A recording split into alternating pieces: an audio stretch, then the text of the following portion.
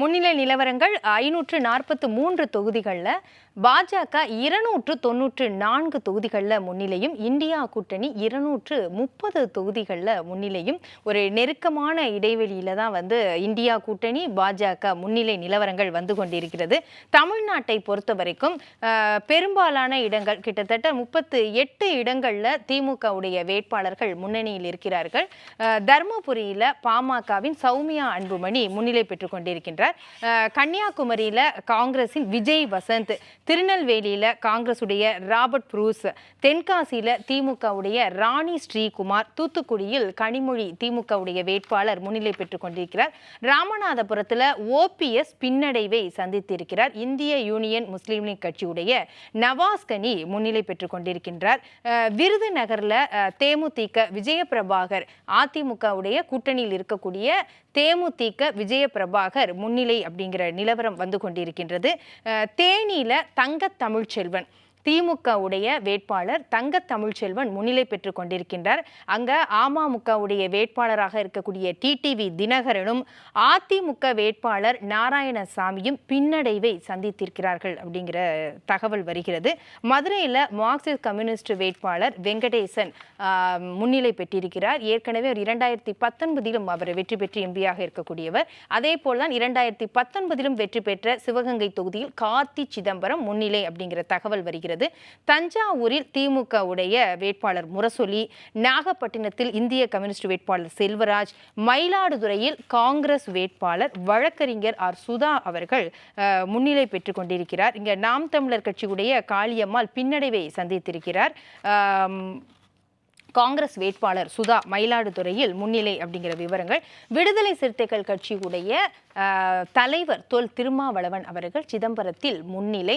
கடந்த 2 மணி நேரத்திற்கு முன்பாக அவர் பின்னடைவை சந்தித்திருந்தார். தற்போது முன்னிலை அப்படிங்கிற நிலவரம் வருகிறது.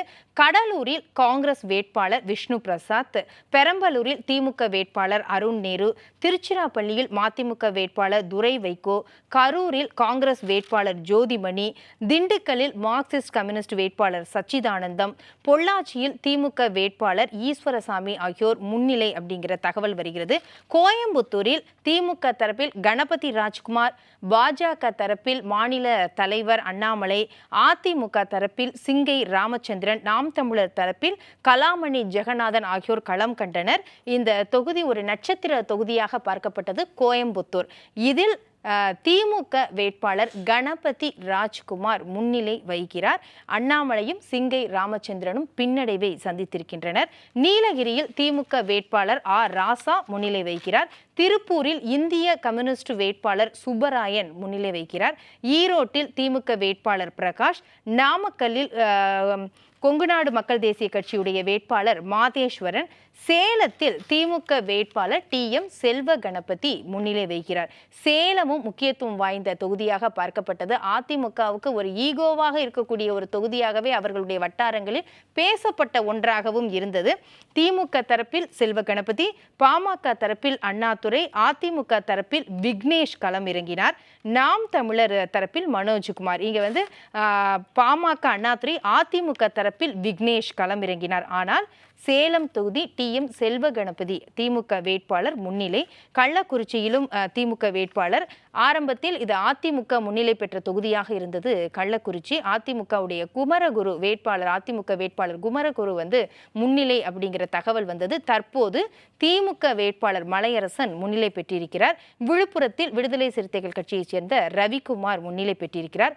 ஆரணியில் தரணி வேந்தனும், திருவண்ணாமலையில் திமுக வேட்பாளர் அண்ணாதுரை, தர்மபுரியை பொறுத்தவரைக்கும் திமுக தரப்பில் மணி, பாஜக கூட்டணியில் பாமக சௌமியா அன்புமணி ராமதாஸ் அவர்களுடைய துணைவியார் சௌமியா அன்புமணி இங்க முன்னிலை அப்படிங்கிற தகவல் வருகிறது. தர்மபுரியை பொறுத்தவரைக்கும் கிருஷ்ணகிரியில் காங்கிரஸ் வேட்பாளர் கோபிநாத், வேலூரில் திமுக வேட்பாளர் கதிரானந்த், அரக்கோணத்தில் திமுக வேட்பாளர் ஜெகத் ரட்சகன், காஞ்சிபுரத்தில் திமுக வேட்பாளர் செல்வம், ஸ்ரீபெரும்புதூரில் TR பாலு திமுக வேட்பாளர், மத்திய சென்னையில் ஆரம்பத்திலிருந்தே முன்னிலை வைத்து வந்தார் தயாநிதி மாறன், தென் சென்னையில் தமிழச்சி தங்கப்பாண்டியன். தென் சென்னையை பொறுத்த வரைக்குமே திமுகவிலிருந்து தமிழச்சி தங்கப்பாண்டியன், பாஜக பாஜகவிலிருந்து தமிழிசை சவுந்தரராஜன், நாம் தமிழர்லேருந்து தமிழ்ச்செல்வி, அதிமுகவிலேருந்து ஜெயவர்தனாக 3 பெண்கள் இங்க தமிழை முன்னிலைப்படுத்தி தமிழச்சி தங்கபாண்டியன், தமிழிசை சவுந்தரராஜன், தமிழ்ச்செல்வி 3 தமிழ் அங்க நின்னது. அதிமுக தரப்பில் ஜெயவர்தன். இங்க முன்னிலைன்னு பார்த்தா திமுக வேட்பாளர் தமிழச்சி தங்கபாண்டியன் முன்னிலை. வடசென்னையில கலாநிதி வீராசாமி திமுக வேட்பாளர், ஏற்கனவே எம்பியாக இருந்தவர், அவர் முன்னிலை. திருவள்ளூர் தொகுதியிலும் காங்கிரஸ் சசிகாந்த் செந்தில், கர்நாடகாவுடைய சட்டப்பேரவை தேர்தலுக்கு முக்கிய வியூகம் வகுத்தவர்ங்கிற பெயர் அவருக்கு இருந்தது. இங்க காங்கிரஸ் வேட்பாளராக நிறுத்தப்பட்டார் சசிகாந்த் செந்தில், முன்னிலை பெற்றிருக்கிறார். புதுச்சேரியை பொறுத்த வரைக்கும் காங்கிரஸ் வேட்பாளர் வைத்திலிங்கம் முன்னிலை அப்படிங்கிற தகவல்கள், முன்னிலை நிலவரங்கள் வந்து கொண்டிருக்கிறது. தற்போது அரங்கத்தில் பேசலாம். ராமமூர்த்தி அவர்களிடம் நிறைவு கருத்தாக இந்த அடுத்த கட்டமாக இந்த நகர்வு எப்படி செல்வதற்கான வாய்ப்புகள் இருக்கிறது? இந்த 4 சட்டப்பேரவை தேர்தல்கள் நடந்து 4 மாநிலங்களுக்கு, அதுல அருணாச்சல பிரதேசத்திலையும் பாஜக வென்றுவிட்டது. அதோடைய வாக்கு எண்ணிக்கை விவரங்கள் அன்றே முடிந்துவிட்டது 2ஆம் தேதி. நமக்கு இன்னைக்கு வந்ததையும் பார்த்தோம் அப்படின்னா ஒடிசாலையும் பாஜக முன்னிலை வைக்கிறது, அதே மாதிரி ஆந்திர பிரதேசத்திலையும் முன்னிலை அப்படிங்கிறோம். அப்ப இந்த 4 மாநிலங்கள்ல நடந்ததுல சிக்கிமை தவிர்த்து இந்த 3 மாநிலங்களும் பாஜகவுடைய பிடிக்கு போறதுக்கான வாய்ப்புகள் இருக்கா? நிச்சயமா. இந்த ஏற்கனவே அருணாச்சல பிரதேசத்தில் பாஜக ஆட்சி, அதே மாதிரி ஒடிசாவிலையும் ஆந்திர பிரதேசத்தில் கூட்டணி ஆட்சி, சந்திரபாபு நாயுடு தலைமையிலான கூட்டணி ஆட்சி, ஒடிசாவில் பாஜகவோட ஆட்சி அப்படிங்கிற விஷயம் ஏறக்குறைய உறுதி செய்யப்பட்டது. அதே மாதிரி இந்த நிலவரத்தை நீங்கள் பார்த்துக்கிட்டு இருந்தீங்கன்னா, ஒரே ஒரு மாநிலத்தில் மட்டும்தான் இந்தி கூட்டணிக்கு அதிக எண்ணிக்கையில் இன்றைக்கு வந்து சீட்டில் வந்து இருக்குன்னா அது முன்னிலையில் இருக்கிறதுன்னா அது வந்து உத்தரப்பிரதேசம் தான். அதான் திரும்ப சொல்கிறேன், அது போக போக தான் தெரியும். வேறு எந்த மாநிலத்திலையுமே நீங்கள் பார்த்தீங்கன்னா மத்திய பிரதேசம், சத்தீஸ்கர், பீகார், ஸோ இந்த மாதிரி எந்த மாநிலங்களையுமே இந்தி கூட்டணிக்கான வாக்கு ஏதாவது சீட்டுகள் வந்து கூடுவதற்கான வாய்ப்புகள் உள்ள மாநிலங்கள் எதுவுமே இல்லை. ராஜஸ்தான் முன்னாடி 0, இப்போ வந்திருக்காங்க காலையில். ஆமா, 14 முன்னிலை 12. நான் வந்து என்ன சொல்ல வரல, உங்களுக்கு இதை தாண்டி வந்து உங்களுக்கு இன்க்ரீஸ் ஆகும். இப்போ அந்த 227 போன தடவை 0, இப்போ 12. இல்ல பாஜக 14 இருந்து ராஜஸ்தான் முன்னிலை விவரத்துல இல்ல, நான் போன தடவை சொல்றேன், போன எலெக்ஷன் 2019 0, இப்போ 12 இடம். சட்டப்பேரவையில கூட காங்கிரஸ் பிடிச்சது. நான் அதெல்லாம் ஒண்ணுமே சொல்ல வரல. குஜராத்ல ஒரு இடம். என்னோட பாயிண்ட் வந்து என்னன்னா, இவர்களுக்கு இதற்கு மேல வந்து இந்த 12 இடம் தவிர்த்து வந்து ராஜஸ்தான்ல இன்னும் எவ்வளவு இடம் வருவாங்க, இன்னொரு 10 இடம் ஜெயிச்சிருவாங்களா? அதான் இல்லை. அதனால தான் சொல்லுகின்றேன், இந்த முறையும் நிச்சயமாக மோடி தான் 3வது, பாஜகவை தான் மோடி தான் 3வது முறையாக பிரதமராக ஆகிறார். அவ்வளோதான். இந்த ட்ரெண்ட், இப்போ இருக்க ட்ரெண்ட் இதே மாதிரி தான் போகும். இதில் பாஜகவிற்கு தான் சீட்டுகள் இருந்து எண்ணிக்கை கூடுவதற்கான வாய்ப்பு இருக்கிறத தவிர்த்து இந்தி கூட்டணிக்காக சீட்டுகள் கூடுவதற்கான வாய்ப்புகள் எங்கேயுமே இல்லை. சரி, பொறுத்திருந்து பார்க்கலாம். இதை உங்களுடைய நிறைவு கருத்தாக நான் எடுத்துக்கிறேன். அரங்கத்திற்கு வந்து உங்களுடைய கருத்துக்களை பகிர்ந்து கொண்டதற்கு நன்றி. நம்ம தொடர்ந்து பேசலாம். முன்னணி நிலவரங்கள் 543 தொகுதிகளில் 298 இடங்களில் பாஜக வெற்றி பெற்றிருக்கிறது. 226 இடங்களில் வந்து இந்தியா கூட்டணி முன்னணி அப்படிங்கிற நிலவரங்கள் தெரிகிறது. தமிழ்நாட்டிலும் பெரும்பாலான இடங்களில் திமுக வேட்பாளர்கள் முன்னிலை நிலவரத்தில் இருந்து கொண்டிருக்கிறார்கள் அப்படிங்கிறதை நம்ம பார்க்கிறோம். முன்னிலை நிலவரங்களை நம்ம பார்த்து கொண்டிருக்கின்றோம். ரொம்ப சுவாரஸ்யமாக தான் போகுது அப்படின்னு சொல்லணும். 543ல் 296 இடங்களில் பாஜக முன்னிலை, 228 இடங்களில் இந்தியா கூட்டணி. கருத்து கணிப்பு, தேர்தலுக்கு பிந்தைய கருத்து கணிப்பிலிருந்து முற்றிலும் இது மாறுபடும் அப்படிங்கிறத வந்து சோனியா காந்தி அவர்களும் கூறியிருந்தார். அதே மாதிரி இந்தியா கூட்டணி கட்சியுடைய தலைவர்களும் கூறியிருந்தாங்க. அதை இது ரிஃப்ளெக்ட் பண்ணுதோ அப்படிங்கிறத யோசிக்க வேண்டியதாக இருக்கிறது. ஏன்னா எல்லா இடங்களிலுமே வந்து முக்கியமாக உத்தரப்பிரதேசத்தில் பாஜகவுக்கு அதிக இடங்கள் கொடுக்கப்பட்டது, குஜராத் அதிக இடங்கள் கொடுக்கப்பட்டது. இப்போ குஜராத்ல எல்லாம் பாஜக முன்னிலையில் வைத்தால் கூட உத்தரப்பிரதேசம் அப்படிங்கிறது முக்கியமாக பார்க்கப்படக்கூடிய ஒன்றாக இருக்கிறது. மற்றபடி கர்நாடகாவில் இருக்கும்போதும் பாஜகவுக்கு தேர்தலுக்கு பிந்தைய கருத்து கணிப்புல அதிக இடங்கள் கொடுக்கப்பட்டது. தற்போது வரக்கூடிய நிலவரங்களும் வந்து பாஜக அங்கு அதிக இடங்கள் தான் பெற்றுக்கொண்டிருக்கிறது அப்படிங்கிற நிலவரத்தை நம்ம பார்க்கிறோம். அரங்கத்திற்கு வந்திருக்கிறார் காங்கிரஸ் கட்சியின் விஜயகிருஷ்ணா அவர்கள். வணக்கம். நிறைவு அதற்கு முன்பாக விஜயகிருஷ்ணாவிடம் பேசுவதற்கு முன்பாக நிறைவு கருத்தாக ராமசுப்ரமணியம் அவர்களிடம், இப்போ அடுத்த கட்டமா நம்ம பார்த்தோம், நம்ம சட்டப்பேரவை இதில் பார்த்தோம் 3 மாநிலங்களில் வந்து பாஜக ஆட்சி அமைப்பதற்கான சூழல் இருக்கிறது. ஆனால் இங்கே நாடாளுமன்ற தொகுதிகளில் நம்ம பார்க்கும்போது ஒரு நெருக்கமான ஒரு சூழ்நிலை தான் இது காணப்படுகிறது. இது வந்து ஒரு ஆரோக்கியமான ஒன்றாக இருக்கும் அப்படின்னு ஏற்கனவே நீங்கள் பதிவு செய்திருந்தீங்க. எந்த கட்சி ஆட்சிக்கு வந்தாலும் எதிர்க்கட்சி வலுவானதாக இருக்க வேண்டும். அப்பதான் வந்து ஒரு சட்டம் இயற்றுவதற்கும் எந்தவித ஒரு முன்னெடுப்புக்கும் அது வந்து ஒரு உறுதுணையாக இருக்கும் அப்படிங்கிறத நீங்க ஏற்கனவே பதிவு பண்ணியிருந்தீங்க. இப்போ இந்த விஷயங்கள்ல பார்க்கும்போது இந்த மாநிலங்கள் அப்படின்னு நம்ம பார்த்துட்டு இருக்கோம். டெல்லியில எல்லாம் பார்த்தோம் அப்படின்னா ஆம் ஆத்மி இப்போ கெஜ்ரிவால் சிறைக்கு போன விஷயமாக இருக்கட்டும், இந்த மாதிரி நிறைய விஷயங்கள் நடந்தது. ஆனால் பார்த்தா 6 பாஜக 1 தான் காங்கிரஸ் அப்படிங்கிறத ரீதியில் வருது டெல்லியில். அப்போ என்ன மாதிரியான இம்பேக்டை அதெல்லாம் ஏற்படுத்தி இருக்கிறது கெஜ்ரிவாலுடைய ஆம் ஆத்மி? ப்ராபர்ட்டி கெஜ்ரிவால் இஷ்யூ வந்து தேசிய அளவில் முக்கியத்துவம் பெறாத வகையில் ஆயிடுத்தோன்னு நினைக்கிறேன். அதாவது டெல்லியை பொறுத்த வரைக்கும் இங்கே பாஜக வரட்டுமே அப்படிங்கிற மாதிரி எண்ணமும், அசம்பிளி எலெக்ஷன்னா கெஜ்ரிவால் இருக்கட்டும் அப்படிங்கிற மாதிரி ஒரு எண்ணம் வந்திருப்பதாக தோன்றுகிறது. கெஜ்ரிவாலும் காங்கிரஸும் சேர்ந்ததை கூட மக்கள் ஏத்துக்கலையோ? அதனால இல்லை ஒரு இடம் தான் அப்படி இருந்தால் கூட ஜெயிக்க முடிஞ்சு. அதில் கூட காங்கிரஸ் தான் இடத்துல ஜெயிச்சிருக்காங்கன்னு ஜெயிக்கிற மாதிரி இருக்கிற மாதிரி தோன்றுறது. ஸோ 2 பேர் சேர்ந்தாலும் கூட அங்கே இருக்கக்கூடிய மக்கள் லோக்சபா எலெக்ஷனை பொறுத்த வரைக்கும் பிஜேபி அப்படிங்கிற மாதிரி ஒரு எண்ணப்பாடு அவங்கள்ட்ட இருக்கிற மாதிரி தோன்றுறது. அப்புறம் நீங்கள் ஆந்திர பிரதேஷில் வந்து பிஜேபி கிடையாது, அது சந்திரபாபு நாயுடுவோட வெற்றி.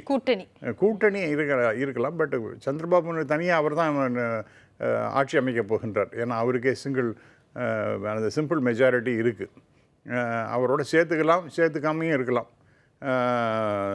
மூன்றாவதாக இங்கே ஒரு பெரிய தமிழ்நாட்டை பொறுத்த வரைக்கும் ஒரு மாறுதல் வரும் என்று நான் கருதுகிறேன். இந்த கூட்டணி அமைக்கிறதுக்கு பெரிய பிரச்சனையை கொடுத்ததுங்கிறது திரு அண்ணாமலை அவர்கள்.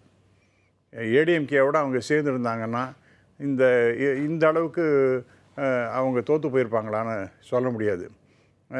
இப்போ பிஜேபி ஒரு இடம் ஜெயிக்கின்றதுன்னு ஒரு இடம் அவங்களோடது ஒன்றும் கிடையாது. அது பாமகவுடைய வெரி வெரி ஸ்ட்ராங் ஏரியா. முன்னாடி திரு அன்புமணி அவர்கள் வெற்றி பெற்ற இடம் தான் அது.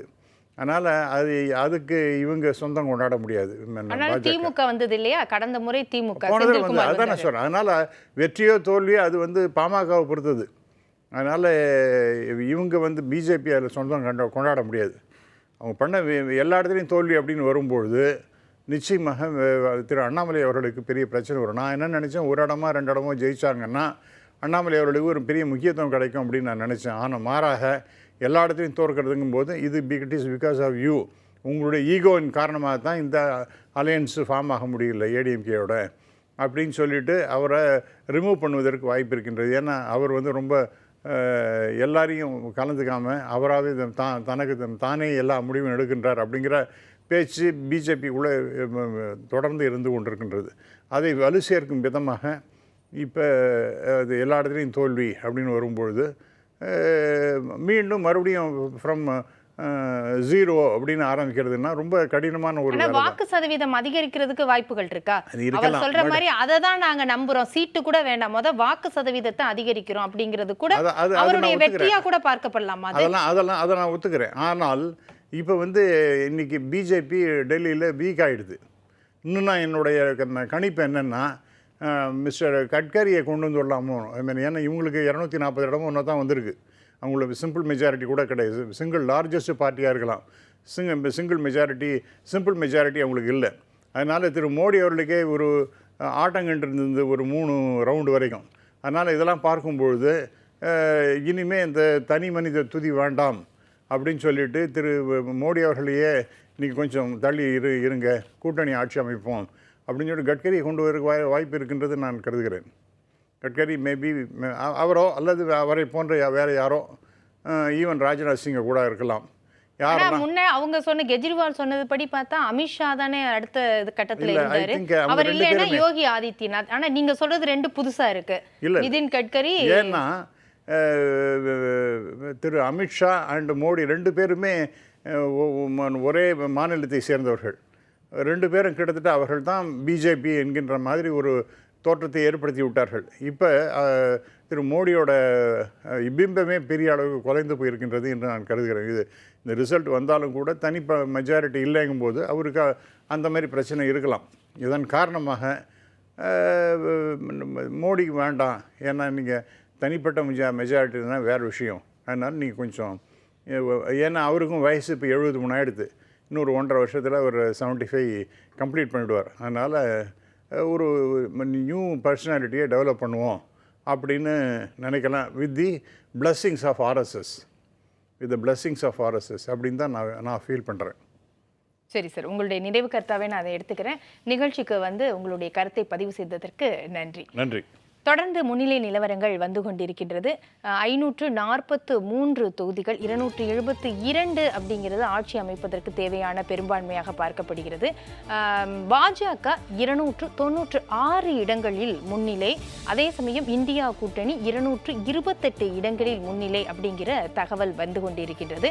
மாநிலங்களில் பொறுத்த வரைக்கும் கேரளாவில் பார்த்தோம் அப்படின்னு சொன்னால் காங்கிரஸ் அதனோட கூட்டணியோட 17 இடங்களில் முன்னிலை, வயநாட்டில் ராகுல் காந்தி முன்னிலை, உத்தரப்பிரதேசத்தில் இருக்கக்கூடிய ரேபரேலியிலையும் ராகுல் காந்தி முன்னிலை.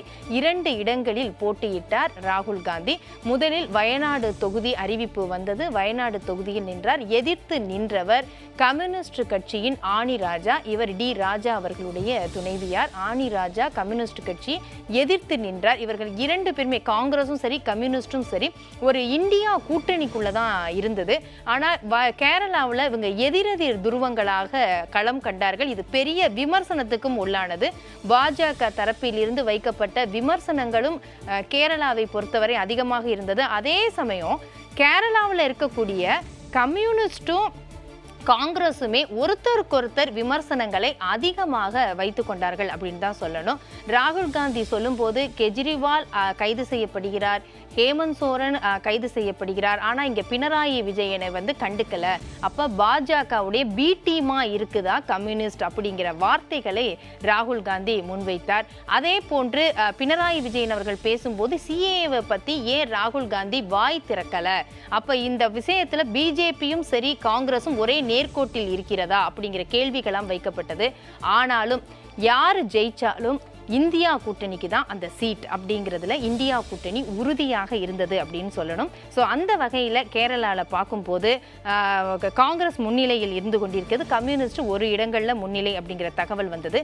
கர்நாடகாவை நம்ம பார்த்தோம் அப்படின்னா அதில் எப்போவுமே ஒரு சட்டப்பேரவையில் ஜெயிச்சு ஒரு வெற்றி பெற்று ஒரு ஆட்சி அமையுதுன்னா அடுத்து நாடாளுமன்ற தேர்தல் வந்தது அப்படின்னா அதற்கு எதிர்க்கட்சி வெற்றி பெறும். அந்த மாதிரியான ஒரு ட்ரெண்டு தான் இந்த முறையும் வந்திருக்கிறதா அப்படின்னு நம்ம யோசிக்க வேண்டியிருக்கிறது.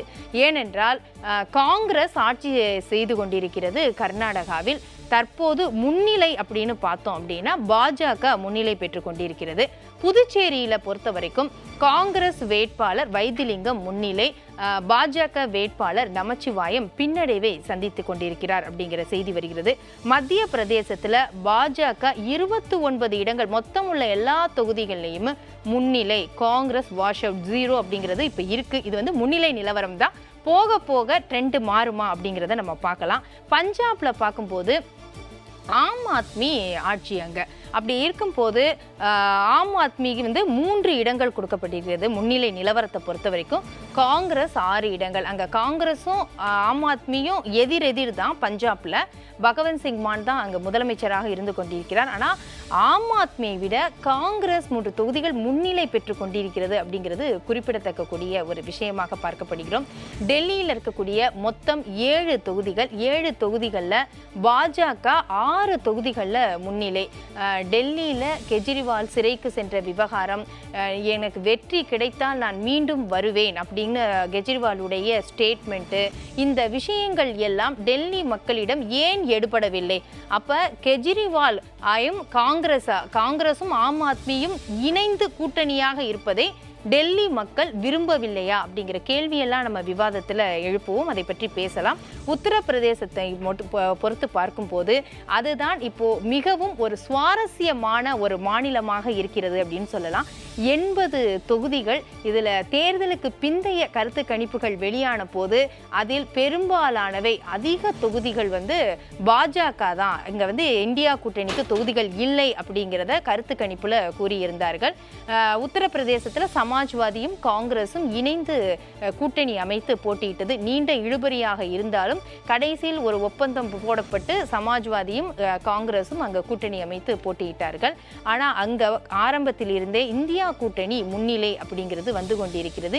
எதிர்பாராத ஒரு திருப்பமாகத்தான் நம்ம பார்க்க வேண்டியிருக்கிறது. ஒரு இந்தியாவை ஆளப்போவது யார் என்ற கேள்விக்கு பதிலாக நம்ம உத்தரப்பிரதேசம், கர்நாடகா, மகாராஷ்டிரா ஆகிய மாநிலங்களை கூறலாம்.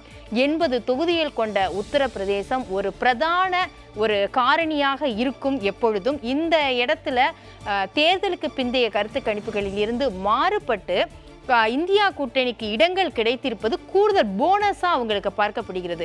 ஒரு நெருக்கமான இடைவெளி வருது. பாஜக 295 அப்படின்னு சொன்னா 229 இந்தியா கூட்டணி. ஒரு நெருக்கமான அந்த இடைவெளிக்கு முக்கியமான ஒரு ஃபேக்டரா நம்ம பார்க்கணும்னா உத்தரப்பிரதேசத்தில் அந்த முன்னிலை அப்படிங்கிறத நம்ம சொல்லலாம். தெலுங்கானாலையும் பார்க்கும்போது பாஜக 7 இடங்கள்ல அப்படின்னு முன்னிலை இருக்கிறது. ஸோ காங்கிரஸோ 8 இடங்கள்னா கொஞ்சம் க்ளோஸா தான் வந்துகிட்டு இருக்கிறாங்க. தெலுங்கானாவில் சட்டப்பேரவை ஆட்சி தேர்தல் நடந்தது. ரேவந்த் ரெட்டி முதலமைச்சராக பொறுப்பேற்றார். காங்கிரசுடைய ஆட்சி. இந்த தடவை காங்கிரஸ் அதிக இடங்களை பெறும் அப்படின்னு எதிர்பார்க்கப்பட்டது தெலுங்கானால. ஏன்னா பாஜக தரப்பிலிருந்து கொஞ்சம் முன்னிலை அதிகமாகவே இருக்கிறது. ஆக பாஜக ஒரு விஷயம் நம்ம பார்க்கணும். அதை பற்றி நம்ம விவாதத்தில் பேசலாம். துரைபாண்டியன் அவர்கள் வந்திருக்கிறார். வணக்கம். இப்போ இந்த தென் மாநிலங்கள்ல இந்த முறை பாஜகவுடைய வெற்றி அதிகமாக இருக்கும், அதிக இடங்களை பெறும். அப்ப எங்களுடைய வெற்றி விகிதமும் உயர்வதற்கு அது ஒரு வாய்ப்பா இருக்கும். தென் மாநிலங்கள்ல பாஜக கால் பதிக்க முடியாதுன்னு திரும்ப திரும்ப சொல்லிட்டு வந்தாங்க. ஆனா இந்த முறை எங்களுடைய தடம் அங்க இருக்கும் அப்படின்னு பாஜக கூறிட்டு வந்தாங்க. அந்த வகையில பார்க்கும்போது கர்நாடகாலையும் பார்த்தா பாஜக முன்னிலை அதிகமாக இருக்கிறது. தெலுங்கானாலையும் பார்த்தா முன்னிலை அதிகமாக இருக்கிறது. ஆந்திர பிரதேசத்துல பார்த்தோம்னா சட்டப்பேரவை தேர்தல் முடிவுகள் வரும்போது சந்திரபாபு நாயுடு, பவன் கல்யாண், பாஜக கூட்டணி ஆட்சி அமைக்கக்கூடிய தனி பெரும்பான்மை அளவுக்கே முடிவுகள் வந்துவிட்டது.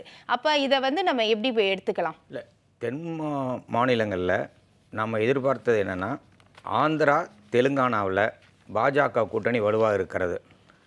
காங்கிரஸ் தெலுங்கானாவில் கொஞ்சம் முன்னேறும் என்பது தான் நம்ம கருத்து கணிப்பிலும் நம்ம எல்லாருமே எதிர்பார்த்தது, விவாதித்தது.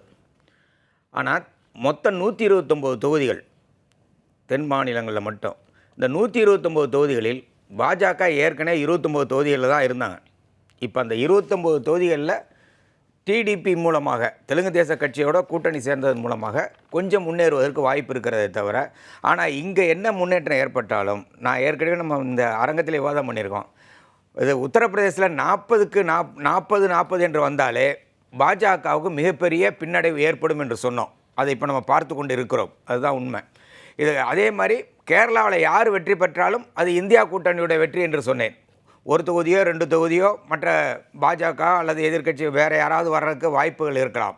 ஆனால் ஒட்டுமொத்தமாக பார்க்குற பொழுது இந்த தேர்தலில் ஒரு முக்கியமான விஷயம், அது எல்லாரும் ஒத்துக்கொள்வார். இந்த தேர்தலில் பிரச்சனையே வேறு மாதிரி போயிடுச்சுங்க.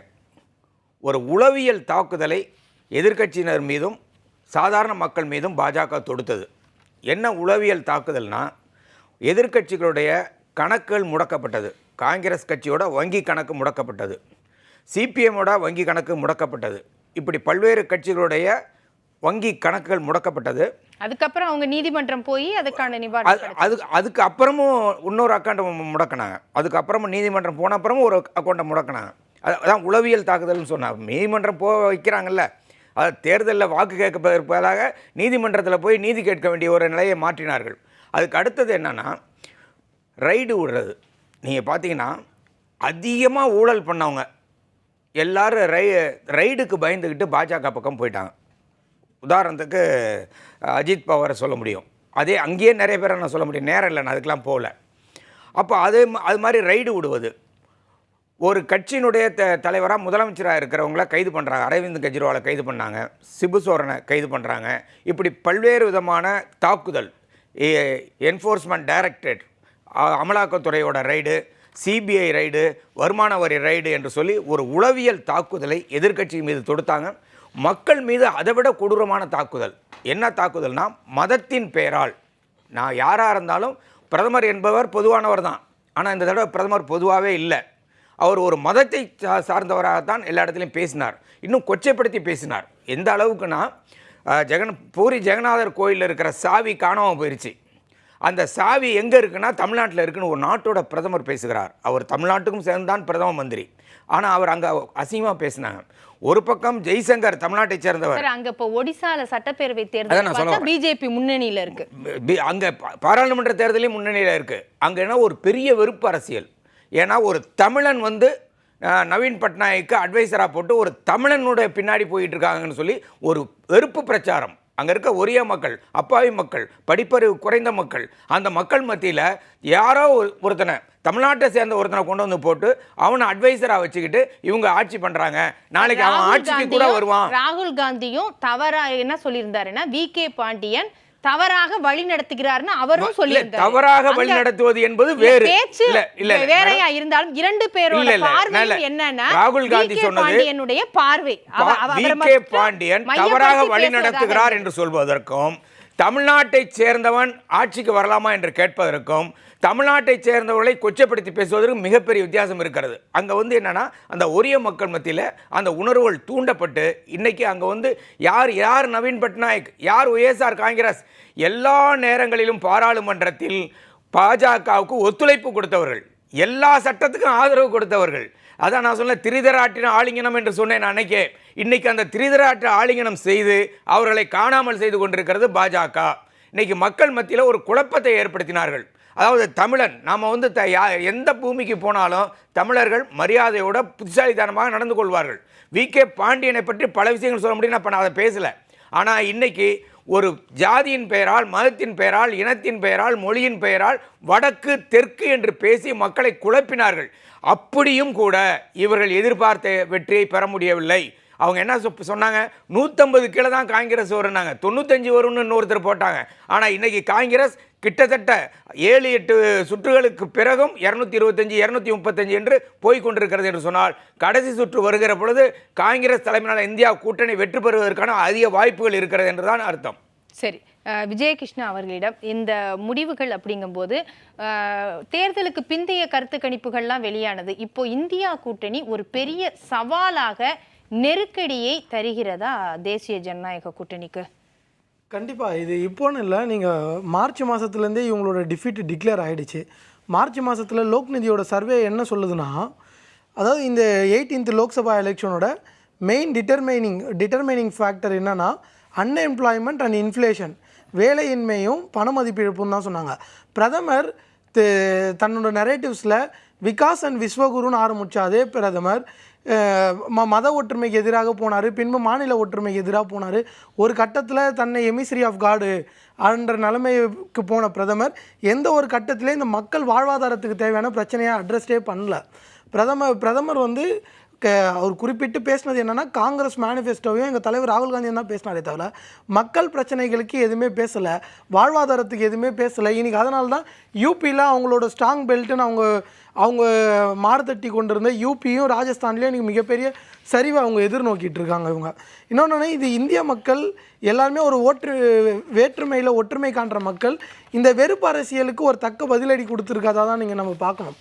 அதாவது இவங்க இப்போ சோஷியலாக எப்படி ஸ்ட்ராட்டஜி போயிருக்குன்னு பார்த்தீங்கன்னா, ஆக்சுவலி இந்த எலெக்ஷனே பார்த்தீங்கன்னா ஒரு ஐடியாலஜிக்கல் பேட்டில் தான். பொலிட்டிக்கலாக பார்த்தீங்கன்னா ரீவைட்டலைசிங் தி டெமோக்ரஸி, இந்த ஜனநாயகத்தை மறுப்பிச்சு திரும்பி அதோட பழைய நிலைமைக்கு எடுத்துகிட்டு வருது. சோஷியலாக பார்த்தீங்கன்னா இந்த யூனிட்டி இன் டைவர்சிட்டி எங்கள் நரேட்டிவ், சரிங்களா, இந்தியாவோட நேச்சரும் அதுதான். இன்னொரு பக்கம் பார்த்தீங்கன்னா டைவர்சிட்டிங் த டைவர்சிட்டி, அந்த வேற்றுமையை வச்சு பிளவுவாத அரசியல் பண்ணி அரசியல் ஆதாயம் தேடலான்னு பார்த்தாங்க. அதெல்லாம் அவங்களால சக்ஸஸே பண்ண முடியல. இன்றைக்கி அதுக்கான பலனை அனுபவிச்சுட்டு இருக்காங்க. இன்னொரு பக்கம் பார்த்தீங்கன்னா எக்கனாமிக்ஸ் ஆங்கிள்லேயும் பார்த்தீங்கன்னா நாங்கள் சாதாரண மக்களுக்கும் அடித்தட்டு மக்களுக்கும் அவங்களோட வாழ்வாதார பிரச்சனை, அவங்களோட கல்வி, சுகாதாரம், அவங்களோட வேலைவாய்ப்பு, பண மதிப்பிழப்பு இதை பற்றி பேசணும். பிரதமர் அவர்கள் இதை பற்றி எந்த இடத்துலையுமே பேசல. அவங்க குஜராத் மாடல்னு பேசி வந்த பிரதமர், குஜராத் மாடல் என்றைக்குமே கேபிட்டல் இன்டென்சிவாக தான் இருந்தது, லேபர் இன்டென்சிவாக இல்லை. இன்றைக்கி நாட்டிலையும் அதே தான் நடந்திருக்கு. பிரதமர் இவங்க கடந்த 10 ஆண்டில் லேபர் இன்டென்சிவாக எதுவுமே நடக்கலை. சாதாரண மக்களோட வேலைவாய்ப்பும் அதிகமாகல, அவங்களோட வருமானமும் அதிகமாகல, அவங்களோட வாங்கும் சக்தியும் அதிகமாகிருக்கு. இது மக்களோட பல அடையாள உணர்வுகளை மீறி அவங்களோட வாழ்வாதார உணர்வுகள் இன்றைக்கி மேலோங்கி இருக்கின்றதை இது நிரூபிக்குது. நம்ம முன்னணி நிலவரங்களை பார்த்து கொண்டிருக்கின்றோம். செய்தியாளர் தரும் தகவல்களை கேட்கலாம். ஒரே ஒரு பாராளுமன்ற தொகுதியை கொண்டுள்ள புதுச்சேரி மாநிலத்திற்கான வாக்கு எண்ணிக்கை இன்னைக்கு காலை 8 மணி முதல் தொடர்ந்து நடைபெற்று வருகிறது. வாக்குப்பதிவு இந்த பாராளுமன்ற தேர்தலில் பிரதான கட்சிகளான காங்கிரஸ் சார்பில் வைத்திலிங்கமும், பாஜக சார்பில் நமச்சிவாயம், அதிமுக சார்பில் தமிழ்வேந்தன், நாம் தமிழர் கட்சி சார்பில் மேனகா உள்ளிட்ட சுமார் 26 வேட்பாளர்கள் களத்தில் இருந்தாங்க. இதில் காலை முதல் வாக்குகள் எண்ண தொடங்கிய நாள் முதல் பிரதான வேட்பாளரான அது காங்கிரஸ் வேட்பாளர் வைத்திலிங்கம் தொடர்ந்து முன்னிலையிலிருந்து வருகிறது. தற்போதைய 11 மணி நிலவரப்படி காங்கிரஸ் வேட்பாளர் வைத்திலிங்கம் 1,24,000 வாக்குகளும், பாஜக வேட்பாளர் நமச்சிவாயம் 97,000 வாக்குகள் பெற்றிருக்காரு. இதன் வாக்கு எண்ணிக்கை வித்தியாசம் பார்த்தீங்கன்னா, பாஜக வேட்பாளரோட காங்கிரஸ் வேட்பாளர் வைத்திலிங்கம் சுமார் 27,482 வாக்குகள் முன்னிலை பெற்று தொடர்ந்து முன்னிலையில் இருந்து வருகிறார். வேந்தர் செய்திகளுக்காக புதுச்சேரியிலிருந்து கந்தன். பெரும் எதிர்பார்ப்புக்கு மத்தியில் நடந்து முடிந்த நாடாளுமன்ற பொதுத் தேர்தலுக்கான வாக்கு எண்ணிக்கையானது விறுவிறுப்பாக நடைபெற்று வருகிறது. விருதுநகர் மக்களவை தொகுதி நட்சத்திர தொகுதியாக களம் காணும் நிலையில் விருதுநகர் மக்களவை தொகுதியில் முதல் 3 சுற்றுகளின் முடிவில் தேமுதிக வேட்பாளர் 63,371 வாக்குகளும், காங்கிரஸ் கட்சியைச் சேர்ந்த வேட்பாளர் மாணிக்க தாக்கூர் 55,518 வாக்குகளும் பெற்றுள்ளனர். 3 சுற்றுகள் முடிவில் விருதுநகர் மக்களவை தொகுதியில் அதிமுக கூட்டணியில் போட்டியிடும் தேமுதிக வேட்பாளர் விஜய் பிரபாகரன் 7,853 வாக்குகள் வித்தியாசத்தில் முன்னிலை பெற்றுள்ளார். தொடர்ந்து வாக்கு எண்ணிக்கை பணியானது நடைபெற்று வருகிறது. புதுச்சேரி செய்தியாளர் கந்தன் தந்த தகவல்களை கேட்டோம். அடுத்து விருதுநகரிலிருந்து விக்னேஷ் இணைந்து இருக்கிறார். அவருக்கு கூறக்கூடிய தகவல்களை கேட்கலாம். சரி, நம்ம அந்த தகவல்களையும் நம்ம சமீபத்தில் பார்த்தோம். அடுத்த அரங்கத்தில் நம்ம பேசலாம். வில்சன் அவர்களிடம் இப்போ அடுத்த கட்டமாக நம்ம பார்க்கும்போது முக்கியமானது இந்த குஜராத் இந்த மாதிரி இடங்கள்ல எல்லாம் இன்னும் பாஜகக்கான இடங்கள் அப்படியே இருக்குது அப்படின்னு நம்ம எடுத்துக்கலாமா? மத்திய பிரதேசத்துலேயும் மொத்தம் 29 தொகுதிகள்னா அதில் முன்னிலை, குஜராத்துங்கிறது முன்னிலை. அப்போ இதெல்லாம் அவங்க தக்க வச்சிருக்கிறாங்க. உத்தரப்பிரதேசத்தில் மட்டும்தான் இப்போ இந்த கிராஃப் கொஞ்சம் மாறி இருக்கு அப்படின்னு நம்ம எடுத்துக்கலாம். வேற எந்த இடங்களில் இவங்க கொஞ்சம் தடுமாற மாதிரியான ஒரு மாநிலங்கள் எவைவை? இவங்க பார்த்தீங்கன்னா ஹரியானாவில் போன தடவை 10 தொகுதியில் 10 தொகுதியும் அவங்க ஜெயித்தாங்க. இந்த முறை அந்த ரிசல்ட் வரல அவர்களுக்கு. அதே மாதிரி ஜார்க்கண்டில் 14 தொகுதியில் 11 தொகுதி ஜெயித்தாங்க. இந்த முறை அது குறையுது, 8லேருந்து 9 தான் அவங்களுக்கு இது வரைக்கும் காமிக்கிறது.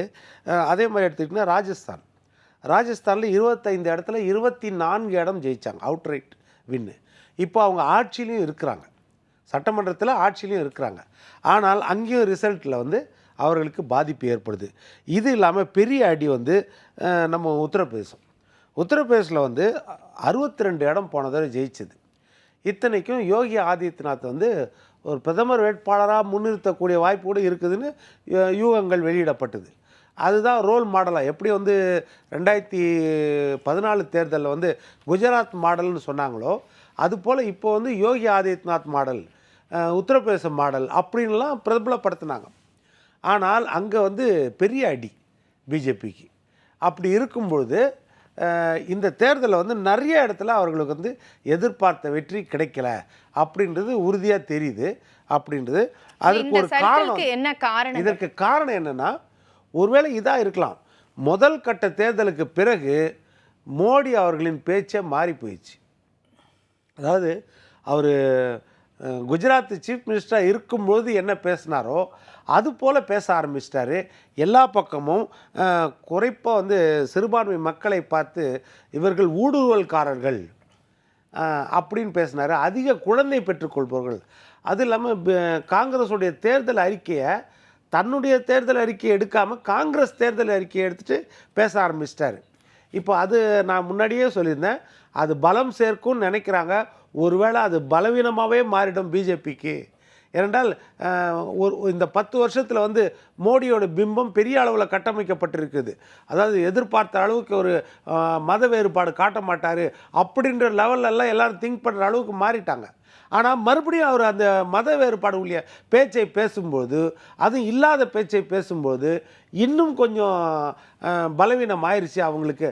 அது செல்ஃப் கோல் ஆயிடுச்சு அவங்களுக்கு. அதுதான் நான் நினைக்கிறேன். இல்லை, இந்த விஷயங்கள் எப்படி சார் சிறுபான்மையினுடைய வாக்குகளை அவர் பாஜகவுக்கு எப்போவுமே சிறுபான்மையினர் வாக்குகள் வராது, பெரும்பான்மையை எடுத்துருவோம் அப்படிங்கிறத அவங்க கணக்காக கூட வச்சுக்கிட்டா கூட வேற எந்தெந்த இடங்கள்ல இதை வந்து மாறி இருக்கும், அவங்களுக்கு வாக்களிக்கிறவங்க கூட இந்த பிரிவினைவாத பேச்சுன்னு சொல்லி மாறி இருக்கிறதுக்கு வாய்ப்புகள் இருக்கு. அதுதான் ரொம்ப மட்டகரமான பேச்சாயிடுச்சு. தாலியை பிடுங்கி கொடுத்து விடுவார்கள் இந்த பேச்சு. இன்னொரு பக்கம் காங்கிரஸ் கூட்டணி ஆட்சிக்கு வந்தால் புல்டோசர் வைத்து ராமர் கோயிலை இடித்து விடும். இந்த வார்த்தைகளெல்லாம் வந்து இந்து சகோதரர்களுக்கே பிடிக்காது. அங்கே இருக்கிற ஹிந்தி பெல்ட்டில் இருக்கிற மக்களுக்கு இது ரொம்ப மோசமாக பேசிடுறாரு அந்த எண்ணம் வந்துடும் அவங்களுக்கு. அதுதான் இன்றைக்கி வந்துச்சு. அதே மாதிரி பார்த்திங்கன்னா காங்கிரஸ் என்ன செய்யுதுன்னா, கடந்த காலத்தில் சிறுபான்மை ஓட்டு வாங்குறதுக்காக 2 இஸ்லாமிய தேசங்களை உருவாக்கி கொடுத்துருச்சு அப்படின்றாரு. இப்போ அது 2 இஸ்லாமிய தேசங்கள் உருவாக்கி கொடுத்துட்டா அந்த இஸ்லாமியர்கள் ஓட்டு எப்படி காங்கிரஸுக்கு வரும்? காங்கிரஸ் உண்மையில் சிறுபான்மை ஓட்டை விரும்பினா அந்த 2 தேசத்தை பிரித்து கொடுத்துருக்க மாட்டாங்களே, அது அவங்க கூட தானே வச்சுருப்பாங்க. அது ஒரு பக்கம். இன்னொரு பக்கம் வந்தால் மாநிலத்திற்கு மாநிலம் வந்து மொழி வேறுபடுகிறது, எல்லாம் ஒன்று, ஒரே நாடு ஒரே தேர்தல், ஒரே நாடு ஒரே ரேஷன், ஒரே நாடு ஒரே கல்வி, எல்லாம் சொன்ன இது ஒரே பாரதம் அப்படின்னு சொல்கிற மோடி வந்து அது பேசுனது என்னன்னா, ஒடிசாவில் எடுபட்டுச்சு நீங்கள் சொல்கிறது இது தமிழன் இங்கே ஆள வரலாமா அப்படின்னு. ஆனால் மற்ற மாநிலத்தில் அதோட பாதிப்பு ஏற்பட்டுச்சு. இதே போல் தான் நம்ம மொழிக்காரங்களையும் மோடி பேசுவார் அப்படின்ற எண்ணம் ஏற்பட்டுருச்சு. ஏன்னா ஒரு தனிப்பட்ட ஒரு பாண்டியனுக்காக ஒரு பிரதமர் அந்த அளவுக்கு இறங்கி வந்து பேச தேவையில்லை. அது 2ஆம் கட்ட தலைவர்கள் 3ஆம் கட்ட தலைவர்கள் பேசலாம், மொழியை குறித்தோ மதத்தை குறித்தோ. ஒரு பிரதமர் இறங்கி வந்து பேசும்போது அது மற்ற மாநிலங்களில் ரிவர்ஸ் ஆகுது. அதுதான் அந்த பிரச்சனையெல்லாம் இங்கே வந்துருச்சு. அதே மாதிரி நம்ம துரைபாண்டியன் சொன்ன மாதிரி கருவூலம் ரத்ன பண்டாகர், அந்த கருவூல சாவி வந்து தமிழ்நாட்டில் இருக்கும். அதை அவர் நேரடியாக சொல்லியிருக்கலாம், பாண்டியன் வீட்டில் இருக்கும், பாண்டியன் கொண்டு போயிருப்பார். அது அரசியல். ஆனால் ஒட்டுமொத்த தமிழ்நாட்டு மக்களையும் வந்து அது வந்து மறைமுகமாக தமிழ்நாட்டிற்கு இருக்கும் அப்படின்னு போகும்போது இது வந்து இம்பேக்ட் ஆகுது. இல்லை, இம்பேக்ட் எங்கே ஆகுதுன்னு கேட்குறீங்க? எல்லா மாநிலத்திலையும் ஆகும். இல்லை, தமிழ்நாட்டில் திமுக பிரதான முன்னிலையில் இருக்கிறாங்க, பிரதான கட்சியாக இருக்கிறாங்க. அந்த இடத்துல வந்து மோடி எதிர்ப்புனால திமுக முன்னிலைன்னு வச்சுக்கலாம். ஒடிசாவில் வந்து இம்பேக்ட் ஆயிருக்கு அப்படின்னா அங்கே பாஜக சட்டப்பேரவையிலையும் தேர்தலை இப்போ முன்னிலையில் இருக்கிறாங்க, நாடாளுமன்ற தொகுதிகளிலையும் முன்னிலையில் இருக்காங்க. அப்போ எந்த விதமாக இம்பேக்ட் ஆயிருக்கு? அப்போ அவங்களுக்கு அது பாசிட்டிவாக அமைஞ்சிருக்கு தானே? அவர் பேசுனது அங்கே பாசிட்டிவ், அந்த மாநிலத்தில் அவருக்கு பாஜக பாசிட்டிவ். ஆமாம், மற்ற மாநிலமாக நெகட்டிவ் ஆகும்ல. பெரிய தலைவர்கள், தேசிய தலைவர்கள் ஒரு மாநிலத்தை விட்டு இன்னொரு மாநிலத்தில் நிற்பாங்க. அப்போ அவங்களுக்கு ஓட்டு கிடைக்காதுல்ல, அந்த விஷயம் இருக்குதுல்ல. இப்போ நீங்கள் எடுத்துக்கிட்டிங்கன்னா வயநாட்டில் வந்து நிற்கிறாரு நம்ம ராகுல் காந்தி. அப்போது வயநாட்டில் அவர் சொந்த மாநிலமா? அப்போ அந்த பேர் வரும்ல.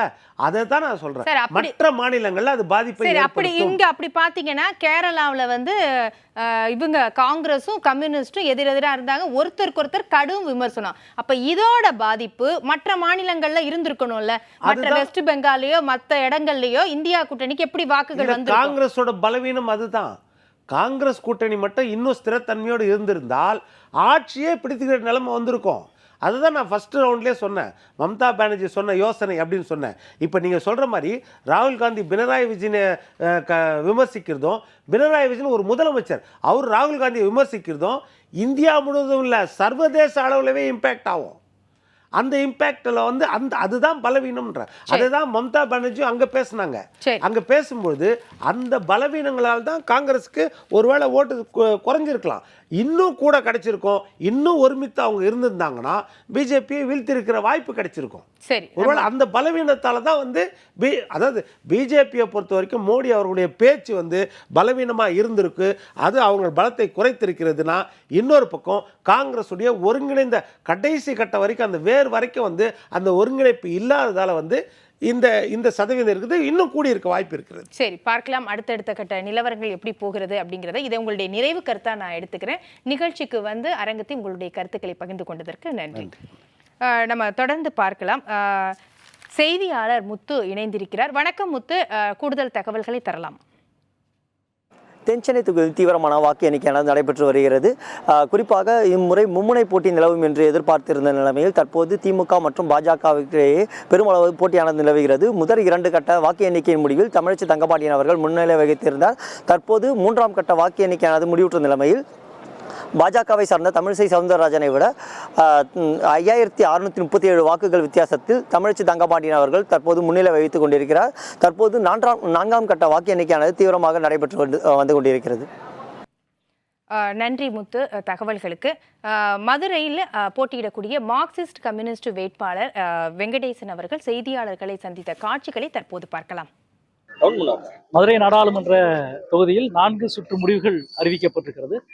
4 சுற்று முடிவிலும் இந்தியா கூட்டணியினுடைய வேட்பாளரான சு வெங்கடேசன் ஆகிய எனக்கு மதுரை மக்கள் சுமார் 40,000 வாக்குகள் முன்னணியை அளித்திருக்கிறார்கள். இதே சதவீதம் தான் தொடரும் என்று நாங்கள் நினைக்கிறோம். முதல் சுற்றிலிருந்து ஒவ்வொரு சுற்றுக்கும் 10,000 வாக்குகள் முன்னணி பெற்றிருக்கின்றோம். எனவே மதுரையில் சுமார் 1,80,000 2 லட்சம் வாக்குகள் வித்தியாசத்தில் கடந்த முறையை விட கூடுதல் வித்தியாசத்தில் இந்தியா கூட்டணியுடைய வேட்பாளராகிய என்னை வெற்றி பெறச் செய்வார்கள் என்று நம்புகிறோம். மிகச் சிறப்பாக வாக்கு எண்ணிக்கை அமைதியாக நல்லபடியாக நடந்து கொண்டிருக்கிறது. வட மாநிலங்களில் தொடர்ச்சியா பிஜேபி தான் முன்னிலையில் இருக்கு. இந்தியா கூட்டணிக்கு கொஞ்சம் ஏற்ற இறக்கமா இருக்கு. இதை பத்தி இல்லை, நான் இன்னும் மற்ற செய்திகள் எதையுமே பார்க்கல. ஆனால் நிச்சயம் மோடியின் மீடியாக்கள் சொன்ன உண்மையை இன்றைக்கு வாக்காளர்கள் தகர்த்து கொண்டிருக்கிறார்கள் என்பதுதான் வந்து கொண்டிருக்கின்ற செய்தி. மதுரை நாடாளுமன்ற தொகுதியுடைய மார்க்சிஸ்ட் கம்யூனிஸ்ட் வேட்பாளர் வெங்கடேசன் அவர்கள் செய்தியாளர்களை சந்தித்த காட்சிகளை பார்த்தோம். தற்போது செய்தியாளர் காஞ்சிபுரம் செய்தியாளர் பாஸ்கரன் இணைந்திருக்கிறார். வணக்கம் பாஸ்கரன், தகவல்களை தரலாம். காஞ்சிபுரம் நாடாளுமன்ற தொகுதியை பொறுத்தவரை பாதுகாப்பு அறையில் வைக்கப்பட்ட வாக்குப்பதிவு இயந்திரங்கள் அனைத்தும் பாதுகாப்பாக காவல்துறை பாதுகாப்புடன் வாக்குப்பதிவு எண்ணிக்கை மையத்துள் ஒவ்வொரு சுற்றுக்கும் எடுத்து வரப்பட்டு வருகிறது. தற்போது வரை 5 சுற்றுகள் நிறைவு பெற்ற நிலையில் திமுக வேட்பாளராக போட்டியிட்ட திரு செல்வம் அதிமுக வேட்பாளர் ராஜசேகரை விட 40,000 வாக்குகள் முன்னிலையை பெற்றுள்ளார். மேலும் இப்போது இறுதி சுற்று ஒவ்வொரு சட்டமன்ற தொகுதிகளுக்கும் மாறுபட்டு வருகிறது. அவ்வகையில் செங்கல்பட்டு மட்டும் 31 சுற்றுகளும், குறைந்தபட்சமாக செய்யூர் சட்டமன்ற தொகுதியில் 18 சுற்றுகளும் நடைபெற உள்ளது. ஒவ்வொரு சுற்று முடிவிலும் அதிகாரப்பூர்வ எண்ணிக்கையிலான வாக்குகள் பெற்ற விவரங்கள் வெளியிடப்பட்டு வருகிறது. தற்போது வரை திமுக நாடாளுமன்ற வேட்பாளர் செல்வம் 40,000க்கும் மேற்பட்ட வாக்குகள் முன்னிலை பெற்று வெற்றி நிலையில் உள்ளார். மேலும் இறுதி சுற்றுகள் நிறைவு பெற்ற பின் அதிகாரப்பூர்வ அறிவிப்பும் வெளியிடப்பட வாய்ப்பு இருக்கிறது. இந்நிலையில் திமுகவினர் தமிழகம் முழுவதும் வெற்றி கொண்டாட்டத்தில் ஈடுபட்டு வருவது போல காஞ்சிபுரம் வாக்கு எண்ணிக்கை மையத்திற்கு வெளியேயும் திமுக உறுப்பினர் தொடர்ந்து முன்னிலை வகித்து வருவதால் திமுகவினர் பட்டாசு வெடித்து கொண்டாடி வருகின்றனர். வேந்தர் செய்திகளுக்காக காஞ்சிபுரம் வாக்குப்பதிவு எண்ணிக்கை மையத்திலிருந்து சு பாஸ்கரன். நன்றி பாஸ்கரன், உங்களுடைய தகவல்களுக்கு. தமிழ்நாட்டில் 38 தொகுதிகளில் திமுக முன்னிலை பெற்று கொண்டிருக்கிறது. அதிமுக ஒரு இடத்தில் முன்னிலை பெற்று கொண்டிருக்கிறது. பாஜக ஒரு இடத்தில் முன்னிலை பெற்று கொண்டிருக்கிறது. திமுக தரப்பில் திமுகவுடைய தொண்டர்கள் உற்சாகமாக கொண்டாடி வருகிறார்கள், வெற்றி பெற்றுவிட்ட அப்படிங்கிற எண்ணம் அவர்களுக்கு. ஏன்னா முன்னிலை நிலவரம் 38 அப்படிங்கிறது 2019 38 தொகுதிகளில் அவங்க வெற்றி பெற்றாங்க திமுக தமிழ்நாட்டில். தற்போதும் 38 அப்படிங்கிற நம்பர் வந்திருக்கிறது. அது ராசியான நம்பரா அப்படின்னு தெரியல. தொடர்ந்து பார்க்கலாம். அதிமுக ஒரு இடத்தில் முன்னிலை, பாஜக ஒரு இடத்தில் முன்னிலை அப்படிங்கிறது. தர்மபுரியில் சௌமியா அன்புமணி முன்னிலை பெற்றுக் கொண்டிருக்கிறார். பாஜகவுடைய கூட்டணி கட்சியான பாமகவுடைய வேட்பாளர், தர்மபுரி வேட்பாளர்.